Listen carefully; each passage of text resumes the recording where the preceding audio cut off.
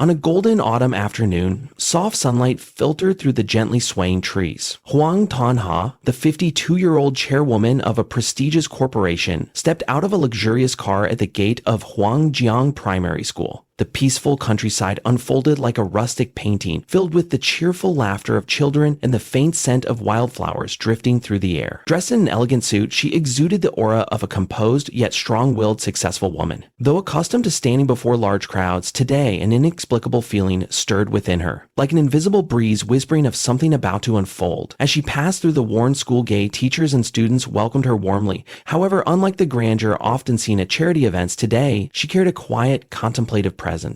Her gaze lingered momentarily on the children playing in the schoolyard, and a fleeting smile crossed her otherwise serious face. It was as if, for an instant, she saw her own childhood reflected in them. While she was conversing with the principal, a boy of about 8 suddenly ran toward her, holding something that glistened under the sunlight. "Madam, this fell out of your pocket," he exclaimed, his breath quick from running. Mrs. Ha turned around, her eyes swiftly landing on the object in the boy's hand, a worn black and white photograph with frayed edges. The moment she recognized it, her gaze froze, and the air around her seemed to still. A sudden tightness gripped her chest, her heart pounding as if trying to break free. "This photo, it looks just like the one my grandfather has," the boy said innocently. The boy continued speaking, his clear voice slicing through the veil of memory like a sharp blade. Mrs. Ha's hands trembled slightly as she took the photograph. In it was the image of a young woman with eyes full of hope, standing beside a man whose gentle smile radiated warmth and affection. That man was none other than Laquan, her first love, the man she had once loved deeply, yet the same one who had left her without a word of explanation. "What is your grandfather's name?" Mrs. Ha's voice wavered involuntarily, betraying the composure she had always maintained. "His name is Laquan," the boy answered innocently, his bright eyes unaware that his words had just rendered one of the most powerful women motionless. The world around her seemed to fade into silence. Laquan. His name echoed in her mind, a distant whisper from a past filled with both love and sorrow. The man she thought she would never see again. His name now resurfaced through the innocent words of a child. She struggled to remain calm, but the way her fingers clenched the old photograph exposed the turmoil within her. Could it be?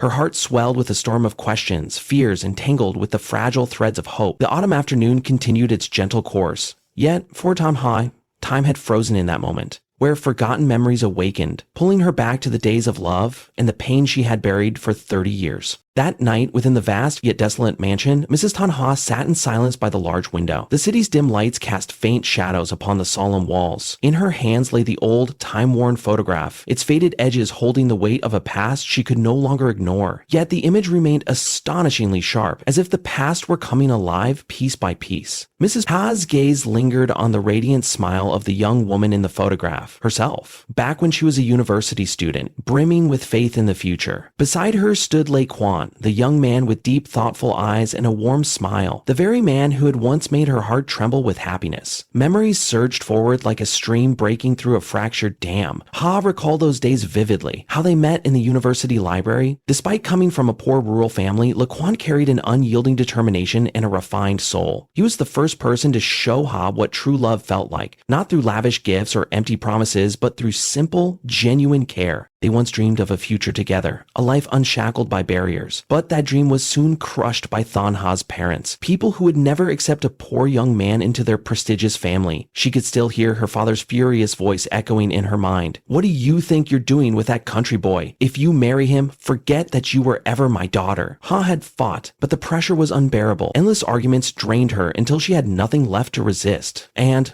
after witnessing the suffering she endured, made a heartbreaking decision. On their final night together, at the harbor where dim lights flickered across the water's surface, Quan held her hands tightly. His gaze was filled with determination, yet beneath it lay a sorrow too deep to conceal. "I can't go on like this anymore. I will go abroad to seek opportunities. When I am strong enough to protect you, I will return." Quan's promise had once been a balm for Ha's shattered heart, but he left, and the letters that once arrived so frequently gradually became sparse, until they stopped altogether. For countless nights, Ha stood by the harbor waiting for a ship that would bring Quan back. Yet as time passed, her hopes slowly faded. In the end, under the relentless pressure of her family, she was forced to marry a man she did not love, burying her first love deep in the past. Though she tried to build a stable life, Quan's presence never truly disappeared. He lingered in her dreams, in the quiet moments when she was left alone with her thoughts. The old photograph in her hands served as a constant reminder that the wound had never truly healed. Pa let out a long sigh, her eyes reflecting a mixture of helplessness and regret. In the stillness of the room, Kwan's voice from the past echoed in her mind.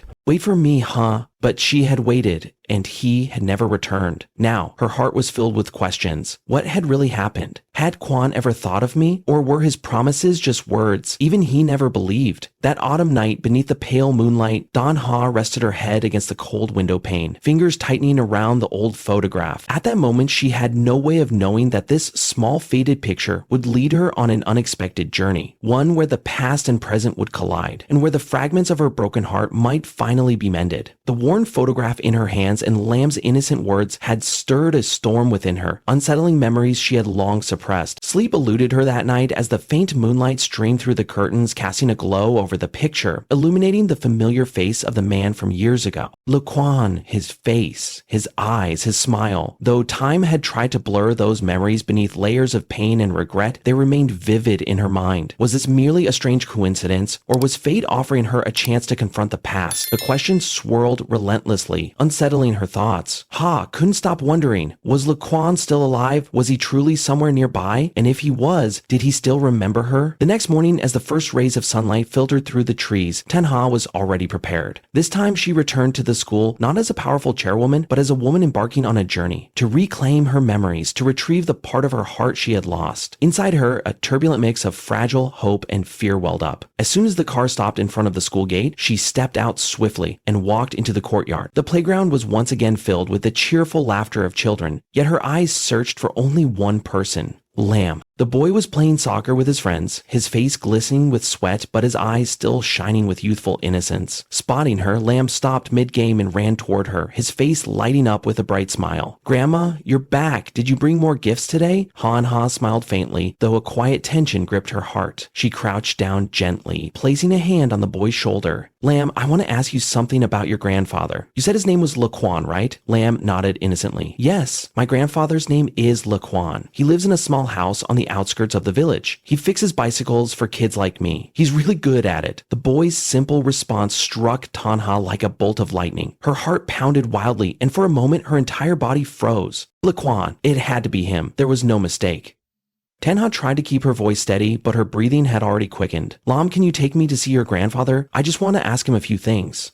The boy tilted his head, a trace of hesitation flashing across his face. "But my grandfather doesn't like meeting strangers. He says strangers usually bring trouble."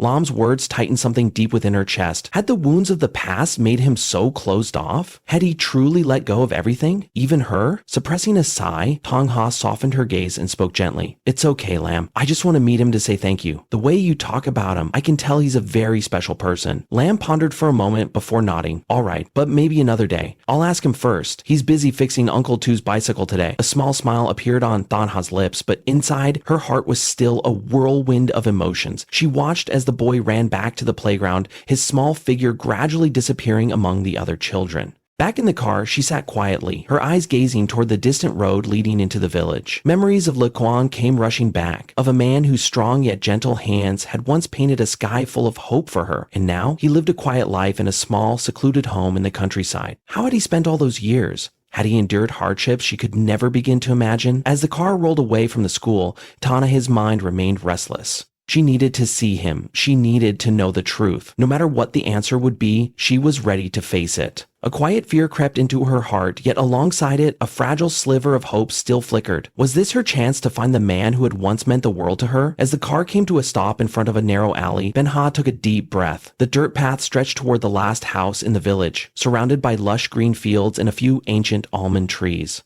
The afternoon sunlight filtered through the leaves, casting soft patches of light onto the worn-out trail. She walked slowly, her mind a whirlwind of emotions. Was this truly where Kwan lived? If it was him, what would she say? Would he still remember her, or had she become nothing more than a past he had long erased? At the end of the road, a small, aged brick house came into view. In front of the house, a group of children sat gathered around an elderly man with silver hair. He was diligently fixing an old bicycle for a little boy, his calloused hands moving with practiced ease as he spoke in a deep, gentle voice. The moment her eyes fell upon him, Tanha froze. There was no doubt. It was Laquan. The passing years had left their mark on him. He was thinner, his features more lined, yet his gaze and that familiar warm smile remained unchanged. She stood motionless under the golden sunlight, torn between stepping forward and turning away. But then, as if drawn by an unseen force, she took a step closer. Laquan lifted his head, and when his eyes met hers, he froze. The wrench in his hand slipped from his grasp, hitting the ground with a small clang, a sound that seemed to shake the entire moment. "Is it you?" His voice trembled, a mix of disbelief and emotion. Tanha pressed her lips together, struggling to steady herself, but her vision had already blurred with unshed tears. "Quan? I finally found you." The space around them seemed to freeze. The children stood in silence, confused, unable to grasp what was happening. Laquan, after a few moments of shock, could only look at the woman before him with an expression that blended joy and sorrow. A moment later, he slowly stood up, nodded slightly, and gestured for her to come inside. The small house was simple. Just an old wooden table, a few chairs, and a faded bookshelf. They sat across from each other in an oppressive silence, heavy enough to take one's breath away. After a long pause, Tanha finally spoke. "How long have you been living here? I never thought I would find you after all these years." Laquan lowered his head, his callous hands clasped tightly together. His voice grew softer, as if he were trying to hold back the emotions surging within him. "I never thought I would see you again either. After I left, things didn't go as I had planned. I was in an accident on my way out, lost all my documents, and had no way to contact anyone. By the time I started over from nothing, I figured you had probably built a happy family. I didn't want to disrupt your life anymore." His words cut through Thanha's heart like a blade. She froze, struggling to keep her voice from breaking. "Quan, you have no idea how long I waited for you. I believed you would come back, but then not a single word from you. I thought you had forgotten me." Quan looked up, his eyes red with emotion. "I never forgot you, Not for a single day, but I knew I had nothing left. How could I possibly give you a good life? I was nothing but a failure." Quan looked her up at him, her voice trembling. "No, you are not a failure. You are the one who taught me what true love is. No one can replace you in my heart, Quan." The room fell silent once more. Their eyes met, and in that moment, no words were needed. Years of love and pain, unspoken and unresolved, seemed to pass between them in a single glance. Laquan let out a quiet sigh, his voice lowering. You've come too far from me. I live here, content with a simple life. But you are a successful chairwoman. I don't want to pull you back into the past." Han held his gaze, unwavering. "You can choose to leave me again, but this time, I won't let go. Quan, I lost you once. I won't lose you again." Outside, the afternoon sunlight had begun to fade, leaving only a golden glow streaming softly through the window. In the small house, the two sat in silence, caught between past and present, between memories intertwined with reality. Still facing the unanswered question, could they start over? Danha returned to the mansion, her thoughts in turmoil. Emotions clashed within her, waves crashing relentlessly against her heart. She stepped through the grand doorway, slipped off her heels at the foot of the staircase, and sank into the large sofa in the living room. In her hands was an old photograph, now heavier than ever. Lam was Lei Quan's grandson. The realization echoed like a whisper in her mind. Quan had a family. He had a son, something he had never once mentioned during their conversation. A deep heaviness settled in her chest. It wasn't jealousy, nor was it anger, but an overwhelming sorrow at the thought that, for all these years, he had lived a life she knew nothing about. She leaned back against the sofa, her gaze unfocused, fixed on the ceiling. Questions swirled endlessly in her mind. Why had Quan never told her about his family? Was he afraid she would leave if she knew, or had he truly let go of everything that once connected them? The next morning, Tanha made up her mind to return to that small house. Despite the turmoil raging inside her, she needed answers. She needed to know whether, despite all the complications, the feelings between them were still something they both cherished. Liquin welcomed her into the humble home. He remained composed, yet there was now an undeniable wariness in his gaze. Hanha sat across from him on the old wooden chair. There were no light-hearted conversations this time. Looking straight into his eyes, she spoke, her voice carrying both seriousness and emotion. "Quan, I know that Lam is your grandson, but why? Why didn't you tell me from the beginning?" Volkan lowered his head, his hands clasped tightly together. His voice trembled slightly, as if his words carried the weight of a long-kept confession. "I didn't know how to say it. I was afraid that once you knew, you would think it was too late, that I no longer had a place in your life, I didn't want to hurt you again." He paused, drawing in a deep breath before continuing. "My life now, it's simple, it's peaceful. But you belong to a different world." Tana could feel the sincerity in every word he spoke, but at the same time she felt a quiet anger, not toward him, but toward the circumstances that had led him to think this way.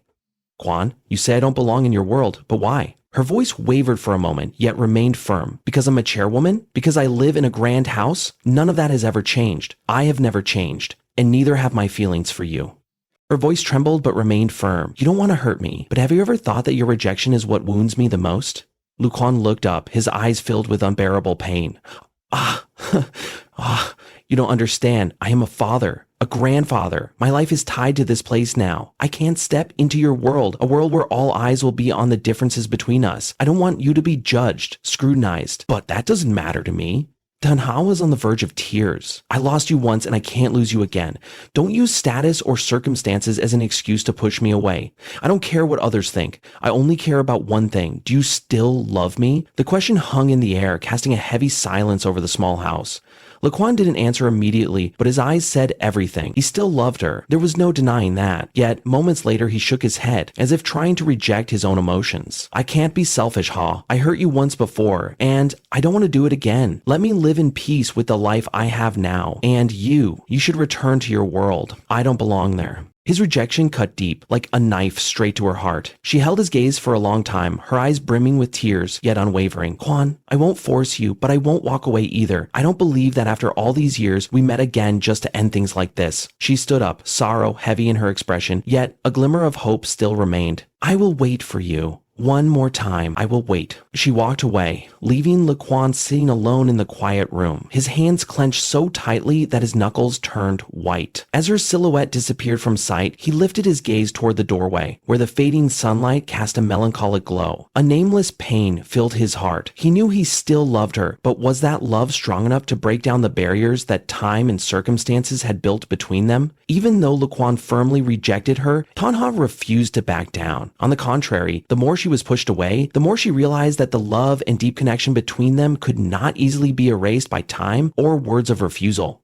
Tanha decided to take a different path, one that she believed would help her understand the man who had once meant the world to her. She returned to the school and met Lam after class. The boy was still as small and mischievous as ever. Seeing her, he called out excitedly, "Grandma, you're here again! Is my grandpa angry at you?" Tanha smiled and sat down to be at eye level with him. Lam, I need your help. Could you tell your grandpa that I'd like to meet his family? I just want to talk for a bit to understand him better. Do you think he would agree? Lam scratched his head, looking unsure. I don't know, but you're a good person, so I don't think he'd say no. I'll ask my parents first, okay? Hearing that, Tanha let out a sigh of relief. The boy hadn't made any promises, but to her, it was a small glimmer of hope in the darkness. She waited patiently, filled with anticipation that this time she might finally get the chance to learn more about Laquan's life. A few days later, in the late afternoon, as Chanha sat in her office, her phone rang. On the other end, Lam's cheerful voice came through. Grandma, my mom agreed to meet you. Can you come over tonight? Her heart was restless, and without hesitation, Chanha quickly made her way to Lam's small house. At the door, a middle-aged woman stood waiting. It was Lam's mother. Though she had a worn appearance, her eyes were kind. Tanha approached and bowed politely. The woman nodded and invited her inside. I heard from Lam that you want to know more about my father-in-law. I'm sure you already have some idea of what kind of man he was, but may I ask why you're here? Her voice was gentle, yet there was a hint of caution in her question.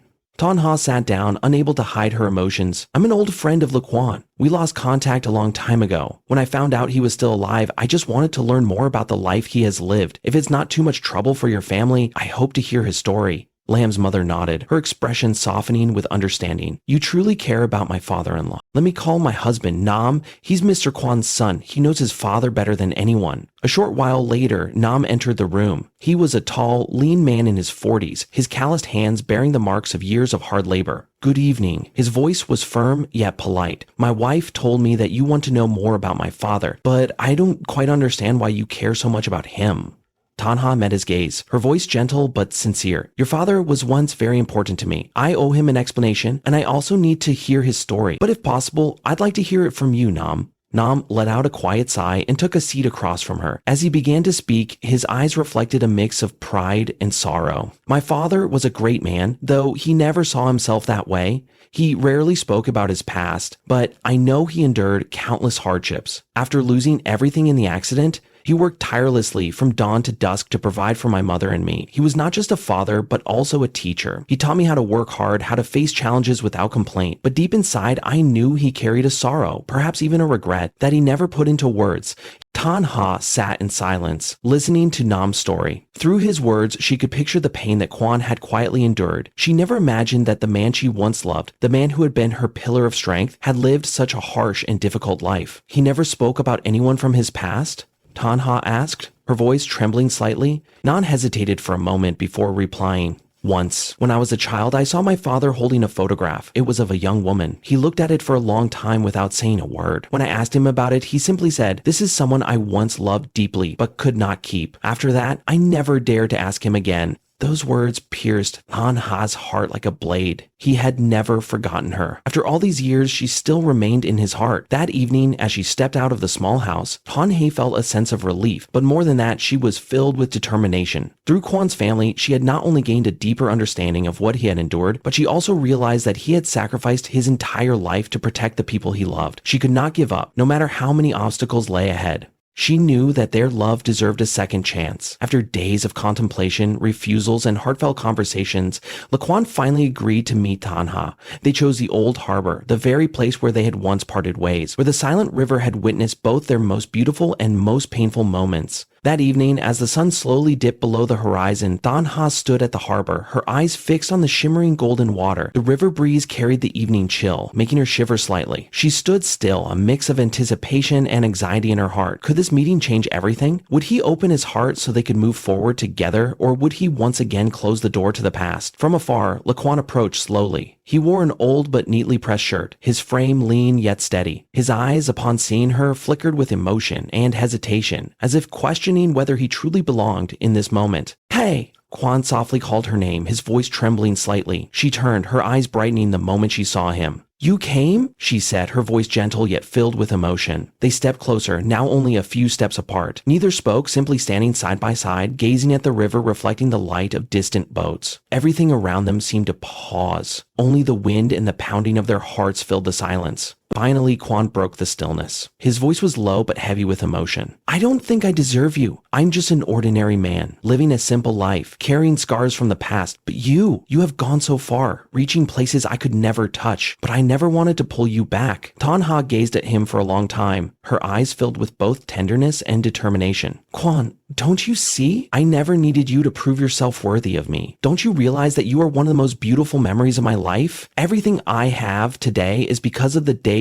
I once loved you, once believed in the goodness you brought into my life. I don't care who you are, nor do I need you to be perfect. I only need the man who taught me what true love is." She stepped closer and gently took his hand. "Let me make up for everything we've missed. I don't want to live another day without you in my life." Laquan stood frozen, her fingers tightened around his, and in his eyes, the last walls of his defenses slowly crumbled. He looked at her, his gaze filled with love, regret, and a fragile glimmer of hope. "I've always thought of myself as a failure, but if you're still willing to walk beside me, even for the little time we have left, I won't refuse anymore." His voice trembled, yet every word was honest, as if his heart was opening for the first time after years of being closed. Lan Ha smiled, her tears on the verge of falling, but they were no longer tears of sorrow. "Let's start over, Quinn. It's never too late." They stood there, hand in hand, by the river shimmering under the city lights. Time seemed to stop and all the painful memories faded away with the flowing water. No more words were needed, for their eyes and their touch spoke volumes. From that moment, they didn't just reconnect with the past, they stepped together into a new chapter. Where love and forgiveness paved the way, Thanh Ha not only reclaimed a lost love, but also found a family, the family of Laquan, where she knew she would belong forever. Reunited after years apart, Thanh Ha and Laquan didn't just mend their broken love, they made a vow to turn their story into an inspiration for those less fortunate. With a compassionate heart, she decided to establish a charity fund named Hoyuk, memories not only to honor Laquan's values, but also to mark her own rebirth. The charity was founded with a mission to support struggling families, especially single parents who had sacrificed everything to provide a better future for their children. Thanh Ha realized that, just like Laquan, countless individuals had silently endured hardships and sacrifices without ever speaking out. She wanted this charity to be a bridge, a beacon of hope for those who had lost their way. Yet, establishing the foundation was no easy feat. Despite her financial strength, she faced skepticism and whispers of doubt. Many questioned, why would a wealthy businesswoman care about the poor? Is this just a way to polish her public image? Such speculation arose constantly, but Thanh Ha refused to be discouraged. She remained silent in the face of gossip, focusing solely on her goal, helping those who truly needed it. By her side, Laquan offered quiet support, yet deep inside, he harbored a lingering fear that the difference in their social status might once again become a barrier between them. I don't want you to be affected by these rumors, he admitted one evening as they planned their first charity trip together.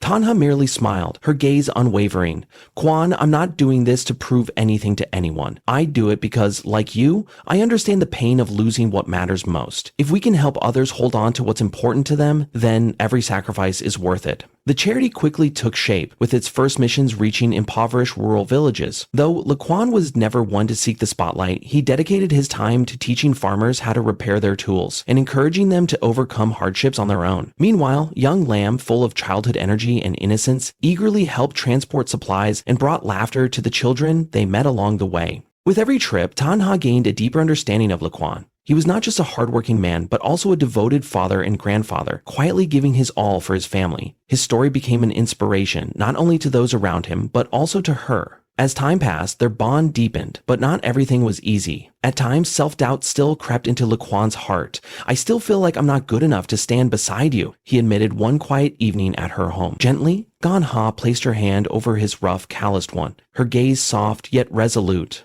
Kwan, don't you see? It's because you're not perfect, because you've endured so much yet still kept your heart pure. That is what makes you truly remarkable. I love you this much. I don't need a perfect man. I just need the one who was once my everything and will always be. One late afternoon, months after the charity had stabilized, Hanha suggested that Laquan's family return to the old harbor, the place where everything between them had once begun, and where it had once ended. The river continued its silent flow, as if it had never borne witness to the many upheavals in their lives. Standing side by side under the golden sunset, they gazed at the water shimmering with the last rays of daylight. Tanha gently took Laquan's hand, saying nothing, just looking at him with deep affection. Kwan, she finally spoke, her voice merging with the soft breeze. I never thought we would have this chance, but now, standing here, I realize that everything we've been through was worth it. Do you feel the same? Kwan turned to her, his eyes glistening under the evening light. He gave a small nod, his voice low, yet filled with emotion. I once thought my life would be nothing but regrets, but you've given me something I never even dared to dream of, a chance to start over.